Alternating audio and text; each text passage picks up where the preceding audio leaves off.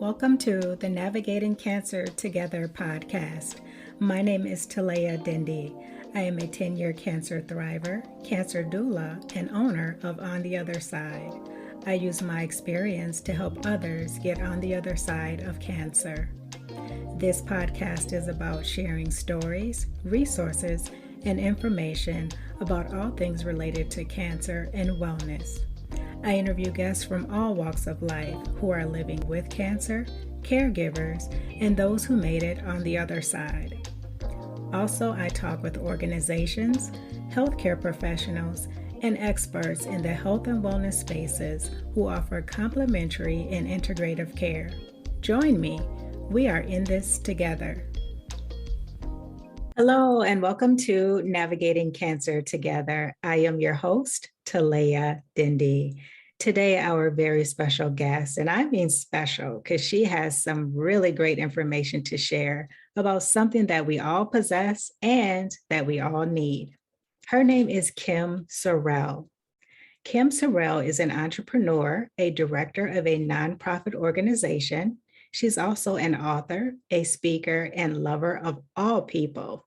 4 months after receiving a breast cancer diagnosis, her husband was diagnosed with pancreatic cancer. Unfortunately, he passed away just 6 weeks later.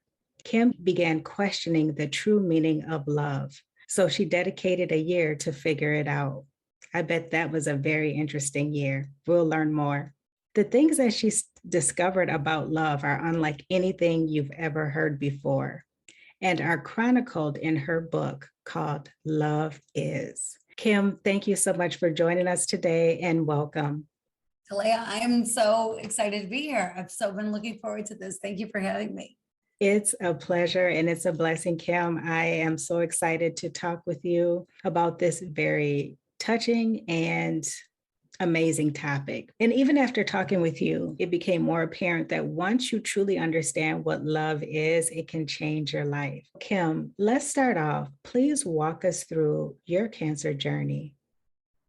Sure. My husband and I had just become empty nesters and we're really excited about being empty nesters. We started having kids a couple years into our marriage and we had a lot of them. And so when they finally flew the coop, we were excited to have some time together. A month into this time, I got a phone call on a Friday afternoon saying that I had breast cancer. And I don't even remember what else they said because I heard those words and was shocked and dismayed and didn't even know how to breathe. The diagnosis hit me like a ton of bricks, like it does anybody. Anytime you hear the word cancer, I knew nothing about it. I went to the bookstore and everything was depressing or medical. And I thought, I want to know what this feels like. I want to know what I'm going to go through. Who do I talk to? What do I do? So thank you so much for what you're doing because you weren't there when I was going through this. I would have loved to have had you in my corner. I went through what I needed to, is going through surgeries and whatever. And then my husband started having stomach issues just about a few weeks into my diagnosis. And the doctor said, oh, it's just nerves, take some Tums because of what Kim's going through, whatever. And he went back 2 months later because it wasn't getting resolved. And the doctor said the same thing. Just take some Tums, but I'll send you to a gastro guy. It was another month and a half before he could get into a gastro person. And when he did, they said the same thing, take some Tums. And he's like, I know my body and this is not normal stomach issues. I happen to be doing the lovely colon cleanse because the day after his appointment, I was going to have a colonoscopy and a complete hysterectomy because of the kind of breast cancer I had. I didn't get to go with him to the doctor. So a week later, as I'm still laying in bed watching Grey's Anatomy reruns, he's just in pain. And I said, that's it, go to the ER. At least they'll run a test. They'll do something for you. And so sure enough, he drove himself to the ER and I'm home in my sweatpants and sweatshirt and get a phone call. I guess they're going to keep me overnight. Mm-hmm. And I'm like, keep you overnight? They don't keep anybody overnight. On a Friday night, they're going to keep you overnight. What is that? So I hop in my car and drive like a mad woman in my Vicodin-induced state. And I'm almost there and the phone rings again. And he said, I guess there's a spot on my liver. I just started bawling, and I don't even remember parking the car. I do remember running into the hospital holding all parts of my hurting body. They told me where he was, and he was behind a curtain, and I whipped the curtain back, and he was just sitting on the edge of the bed like nothing was going on. And I'm bawling. He said, listen, I am not going to invite you out anymore if this is the way you're going to behave.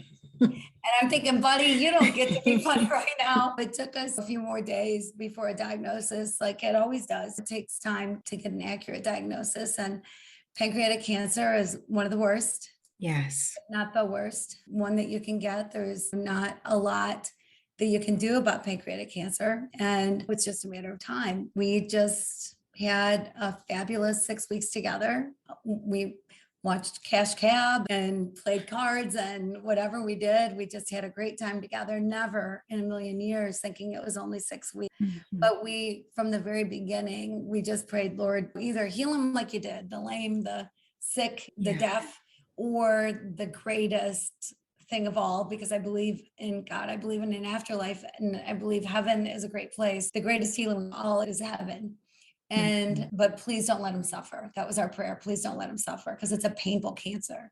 Yeah. And we, like I said, had a great 6 weeks together, and he was not suffering, and he didn't suffer until the very end. He woke up in the morning and was just in pain. And I called the hospice nurse, and they came over and they gave him extra morphine, and he was sitting on the edge of the bed because his stomach just hurt so bad that it hurt to lay down. I was hanging on to him from behind because I didn't want him to fall off the bed. And so I was hanging on to him, hanging on tight, and I could just tell he was in such misery that I whispered in his ear. I just said, baby, just go. And just like that, he left.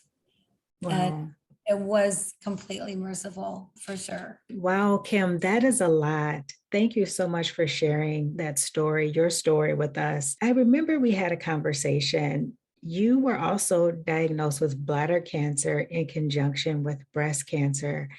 That is a lot to manage and take on. How did you learn about that diagnosis? And then how did you manage it all? It was during my hysterectomy that they saw polyps or whatever they saw. And fortunately, there was a doctor wandering around, a urologist. And so he came into the surgery and removed tissue, and it ended up being cancer, bladder cancer.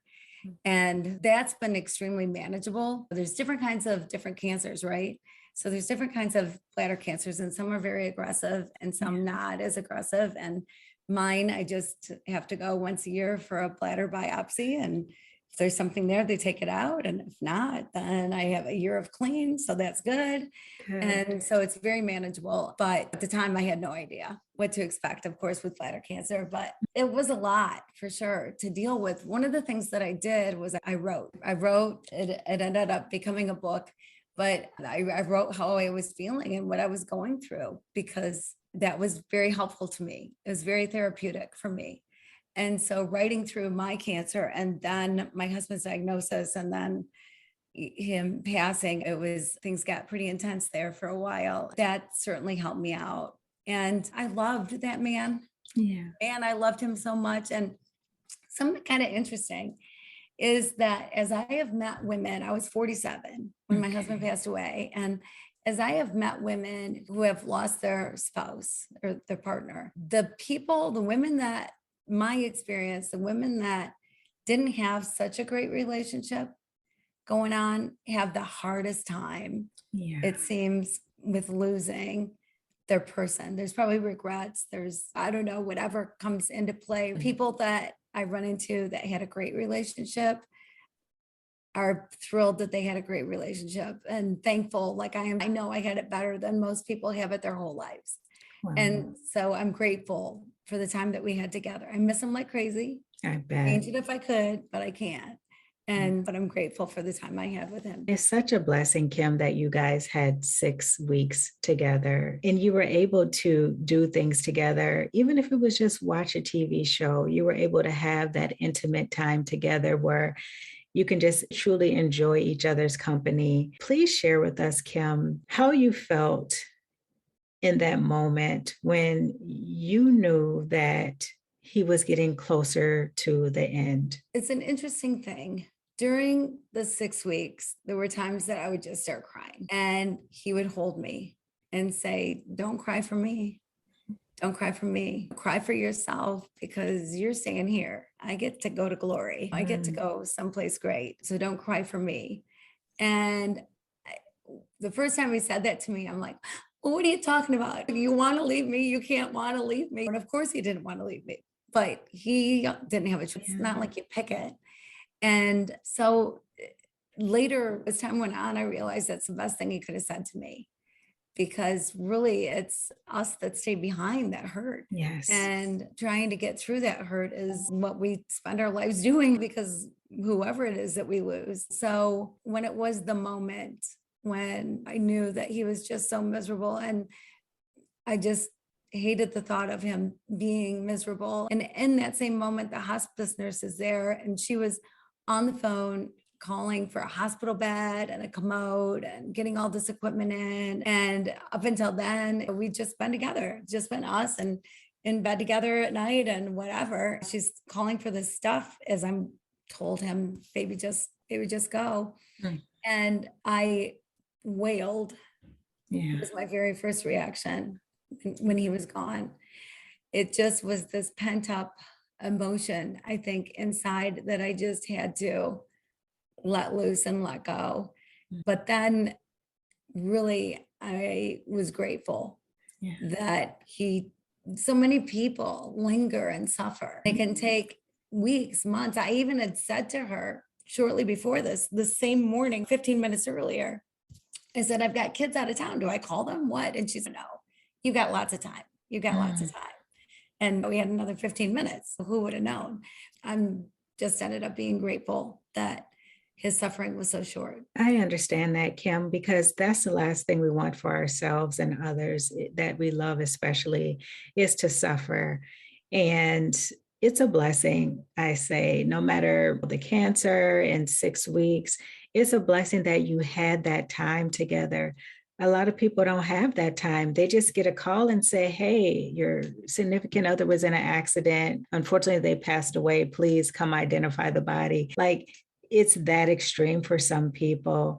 And I can only imagine how tough that is in itself. So being able to, in a sense, prepare a little bit and get that time in, I think is amazing gift that someone can have. Kim, based on everything that you've been through with cancer, what advice do you have for people who have been recently diagnosed or they're into survivorship and they're trying to figure out how to pick up the pieces and move forward? That you understand that there are some things beyond your control.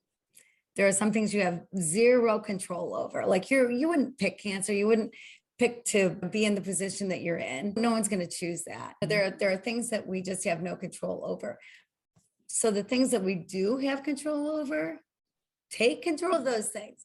So we get to control how we face each day. We get to control if we're going to be a victim or a champion, if we're going to rise above or if we're going to wallow in self-pity. We get to pick that. And we all have wallow moments. Yeah. We all have those moments when it's woe is me. Why am I having to go through this? But it doesn't have to be every day, all day, every day. Get over the moment. Let yourself be miserable for half an hour, whatever, an hour. Be miserable and say, "Why me?" If that's what you need to do. But then realize you don't want to live in that victimhood. Be a champion. And what can you learn from this? And what choices do you get to make? You get to make choices about your own and how you're going to treat others and how you're going to turn this horrible diagnosis, this icky thing that you're going through into something positive. Yes. Kim, you mentioned that you had children at the time who were away. How did your husband's passing impact your children, and what ways were you able to help them through the grieving process? I think as a mom, you think that you've got to be the strong one. I'm sure it felt that way, that I had to be strong for my kids. And so I did more grieving in private, I think, than I did in front of my kids. In hindsight, that probably wasn't healthy. That was probably be healthier for them to see me grieve and just grieve alongside them. I felt like I needed to be strong because here first they're dealing with my diagnosis that hit him out of left field, came, and then here it is. And that's hard enough, I think, to have a parent with a diagnosis like that. And then to lose another parent within a couple months of each other so quickly, that was just a lot for them. And so I just tried to be the strong one for them. I think they probably tried to be the strong ones for me as well. And it hit different kids different ways. Every kid has a different relationship with a mom and a different relationship with a dad. Two kids can grow up in the same household and have two totally different experiences. It always happens. And certainly my kids all love their dad very much. And they were all close with their dad and miss him like crazy. And it was hard to lose them. They were young. And I have friends my age that their parents are still alive. I think it's a wonderful thing. So to lose their dad as young as they lost their dad, the thing that's been hard, the hardest thing about it is when they bring up stories from their youth. And I'm like, wait a minute, that's not what happened. And I have no backup. There's nobody here saying, you're right. Your mom's right. This is how it went down, son. Your mom's That's right. important. That's right. That's right. I've got no backup, but yeah, but they're doing great. And it had probably the largest impact on my youngest. Yes. He was doing his undergrad at the time. In fact, he was in the Navy first and then used the GI Bill to do his undergrad. So everybody who's listening, thank you for paying for my son's education. I appreciate that very much. He appreciates that very much. But he knew he wanted to do something medical, he thought, but he decided to become a cancer researcher. Wonderful. So he now has a PhD. He's a cancer researcher and decided to go get his MD so that he has that as well. But yeah, and breast cancer is his gig. That's what he's been Nice. making. I love that. Oh my goodness. That just warms my heart because we need more people like your son. And it's tough. It's a lot. It's a lot of schooling, but man, the lives that you can save and help. So kudos to your son. I really like the way you and your children are choosing to honor your husband by remembering the things that happened in the past. And you can joke and laugh about it or say, that's not how it went down. And so that's a wonderful way to honor someone that you love. Absolutely. Absolutely. We also built a vocational school in the Dominican Republic that is the Nice. Sorrelle Vocational School. And so, yeah, his legacy lives on. And so but right. I love the stories. I love talking about him and I love the stories. I love it. Kim, since we're talking about what we love, how about you tell us your meaning of love? What is love to you? I took this year, right, that I questioned love, the reality of love. It's not like you go to the store and buy a manual on love or love for dummies. We learn about love growing up. We learn from our parents or whoever's around us. And not everything we learn about love is necessarily true. And it's been this mystery, right? What is love really? And is that love? Songs are written about it. Poems are written about it. Books are written about it. So I decided I was going to figure this thing out. And so I took this 2,000-year-old poem that you hear at a lot of weddings. Love is patient, love is kind, does not envy, does not boast. And I decided I would take one word a month and figure out what is love that is patient? What is love that is kind? And most of the time I was doing it, I was in Haiti, of all places in the world. And the things that I found out just blew my mind. No one of those 14, so it took me a little longer than a year, 14 is's and isn'ts of love is what I expected it to be. Not one. I discovered that you put love is or love is not in front of a word and it totally changes the definition. And so it was huge for me. I tell the stories of discovery and they're a little wild. Like I was chased by a motorcycle gang. I got lost on a mile-high mountain with a medical student in the dark. Whatever, some crazy stuff happened while I was there that led me to figuring out what is love that is kind or love that does not hold record of wrongs, whichever one I was working on. And so love is, I think, a lot different than what people realize. And what love really is, it is the most freeing thing in the entire world. There is no freedom like loving yourself and loving people the way love really is, by love's true definition. It is the greatest freedom you can possibly have. Kim, what led you to Haiti? And then please give us an example. You mentioned how we can put is or isn't in front of love and it can change the definition. Please give us an example of that as well. Sure. When I was finally ready to go back to work physically, I wasn't sure if I was going to go back into my businesses that then were being run by people, whatever, or back into the nonprofit world or what I was going to do. So I took a job as part-time bookkeeper of a nonprofit organization that my father and I had started 10 years before. And 12 days later, there was an earthquake in Haiti that killed 200,000 people.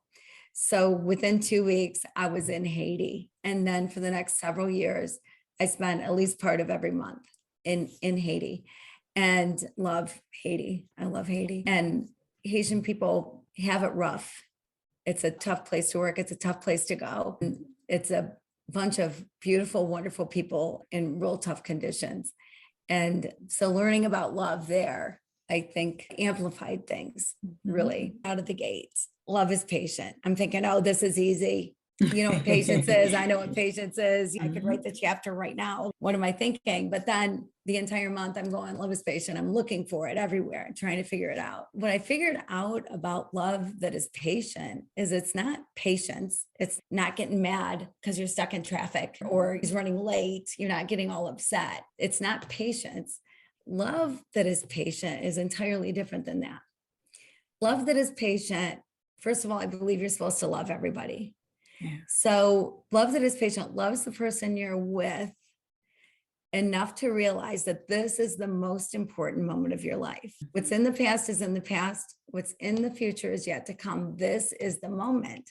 This moment is going to come and go with or without you. And for me, this has taken a lot of practice because it's easy for me. I thought I was skilled in a certain way where I could be thinking about a meeting I had later today, along with what I needed to stop and get at the grocery store, while paying complete and total attention to the person that I was with. And I discovered that's absolutely not true. I can't. I need to focus. And love that is patient does that. It totally focuses, is totally present in the moment with the person that you're with. So with the person at the grocery store or your best friend or your spouse or your 3-year-old, with the person that you're with, totally engaged. And what's amazing is what happens when you do that. Because when you do that, first of all, you recognize quickly that the person you're with is way more important than your agenda. Way more important than your to-do list, because it's all about people. It's all about relationship. Yeah. So the other thing that happens is your ears open and you listen. And instead of having your rebuttal ready, or you assume, which is easy to do, as soon as she gets done, this is what I'm going to say. It's easy to do, or assume what they're going to say, you listen to the actual words. And it's amazing what you can learn about people, about life, about everything. And you find out quickly we've got a whole lot more in common than we think we do. Yes. And people are people all over the world, and people are to be loved all over the world. And so love that is patient is fully engaged. I really like that. It's so true, because when we're fully engaged versus when we're not, what we hear is so different. Even what we feel or don't feel is different, because a lot of times you have to truly hear what the person is saying to really feel something as well. And so that is really tough in this day and time.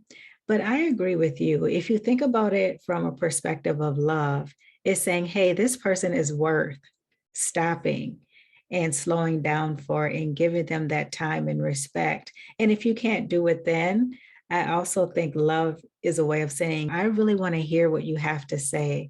Can we talk later if it's not critical or something like that? But letting them know that I want to be fully engaged when we talk. That is a wonderful example, Kim. Thank you.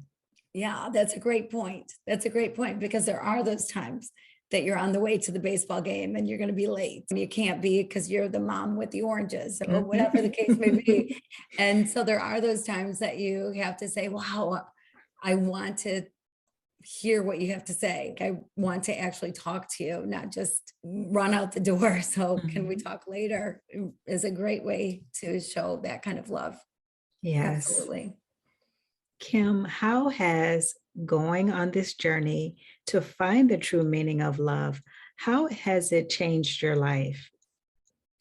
It has changed my life dramatically. I like to think that I was a nice person before I went on this journey and that I loved. I love people. I've always loved people. I love hearing people's stories. That hasn't changed. But the way I hear people's stories has changed. And what I do with people's stories has changed. And I realize that everybody's born to be whoever they're born to be. Yeah. And they're not looking for my advice. If somebody's looking for my advice, they'll ask for it. Yeah. But learning about love, I realized that you let people be who they are without any judgment, without any criticism. You don't have to give unsolicited advice. It's not your job to fix people. People Mm. control themselves. You have no control over anyone but yourself. So when you approach anybody in any situation, love automatically respects them for who they are and allows that to be without any room for anything else but love. That's amazing. Love automatically respects someone for who they are. Very powerful. And if you just let that sit with you for a moment, it tells you so much.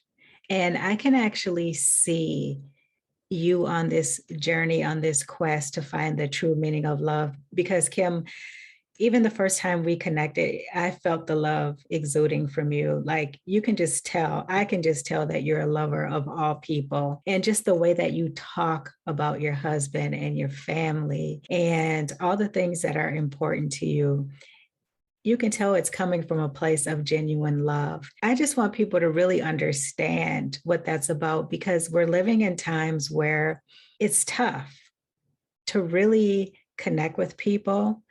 A lot of people are hurting. A lot of people don't really know what love is. They don't know how to love. They don't know how to accept love. And so there's all these different things at work.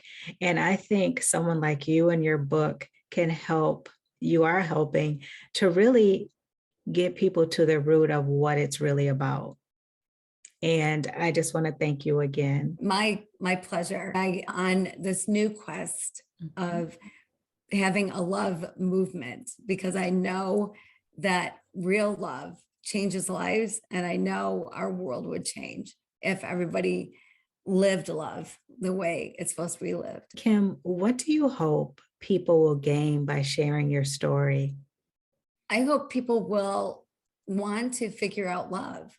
I hope that people will want to look inside and outside and think, gosh, am I really loving people the way I should love them? How many times are we critical when we maybe don't need to be, or do something nice for somebody and then are upset when they don't do something nice back? Because that's not love. That's doing something to get something, right? That's not love. Yes.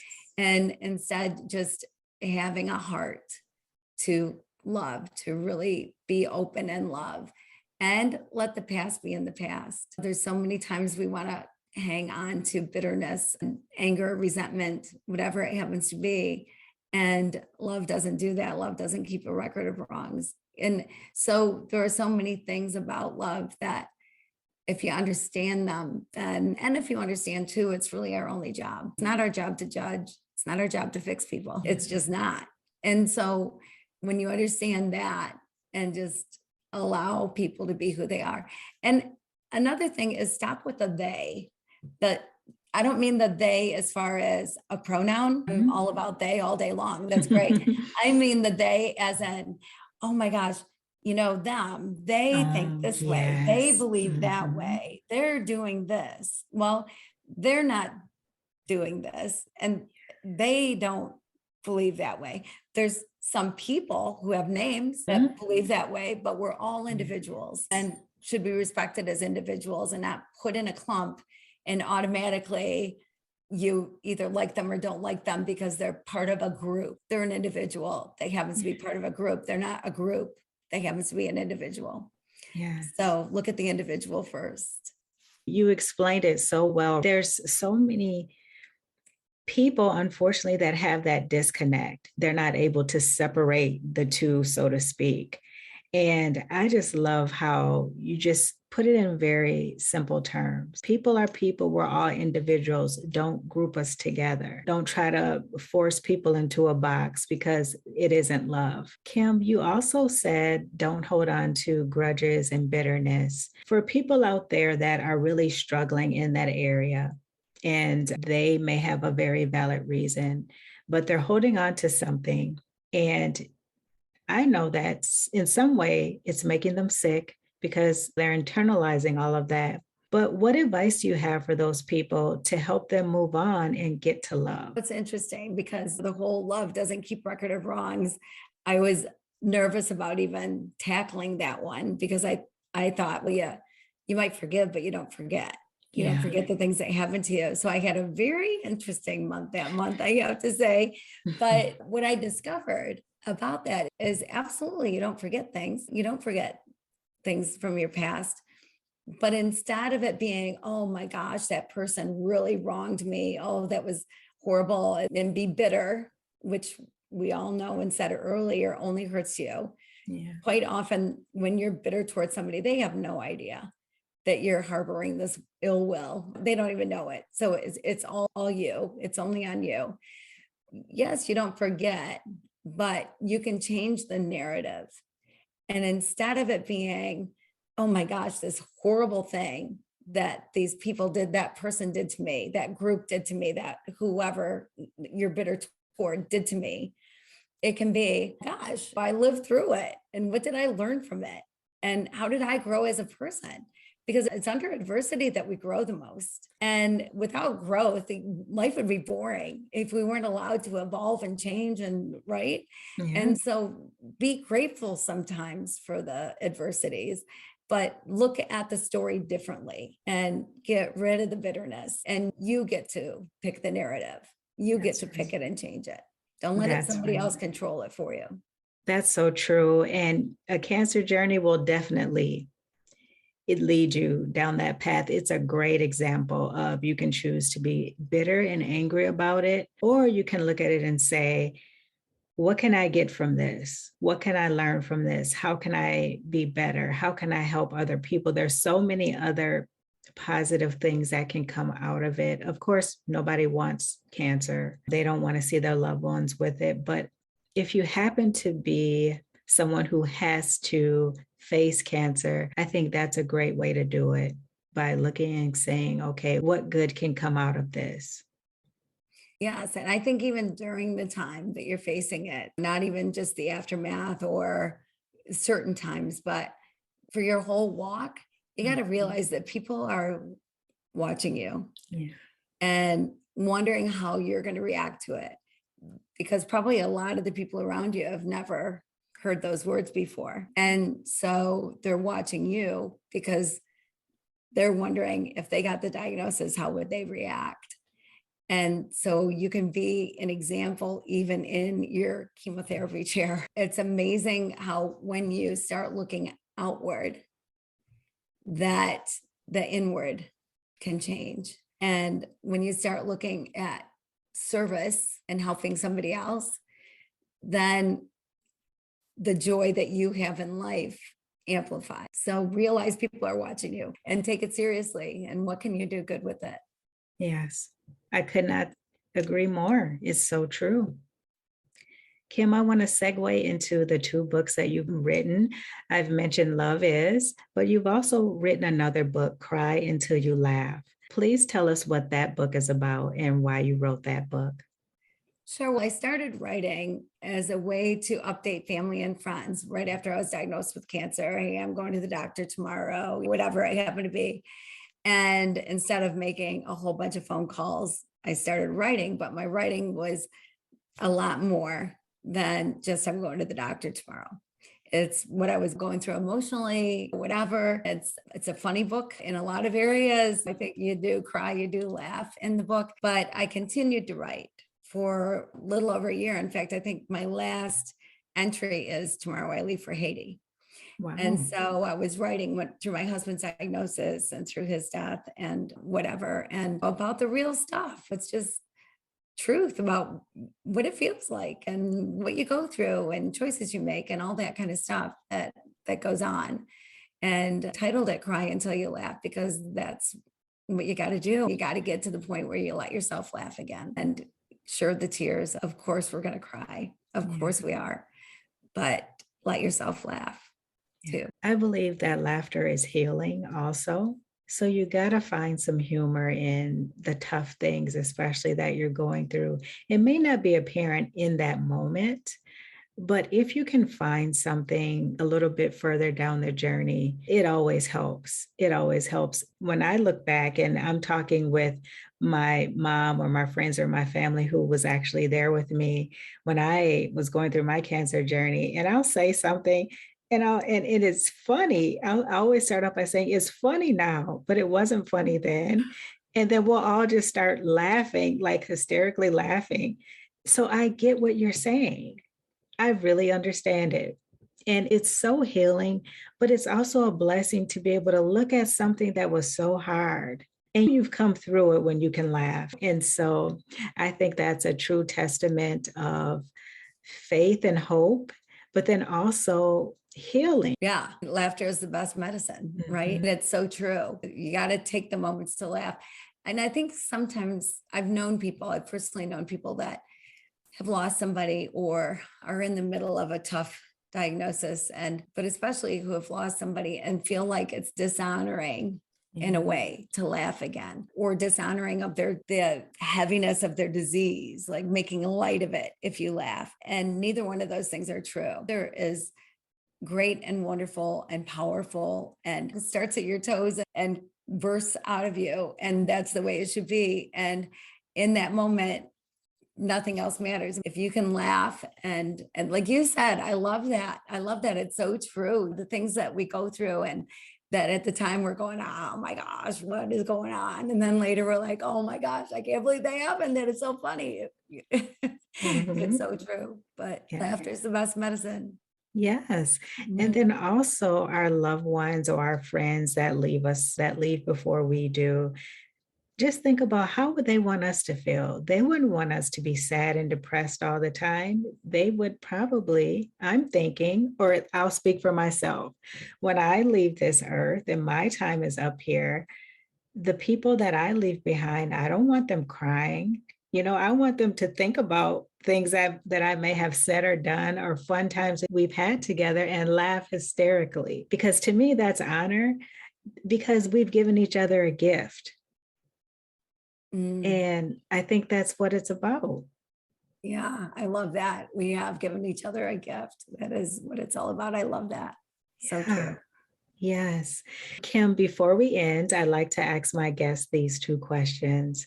You shared a lot with us already, so you may have answered it already. But what is something that you've learned in life that you would like to share with the audience? I have learned that the way I believed when I was 20 and the things that I stood firm on when I was 20 were different when I was 30, and different when I was 40, different when I was 50, and now different now that I just turned 60.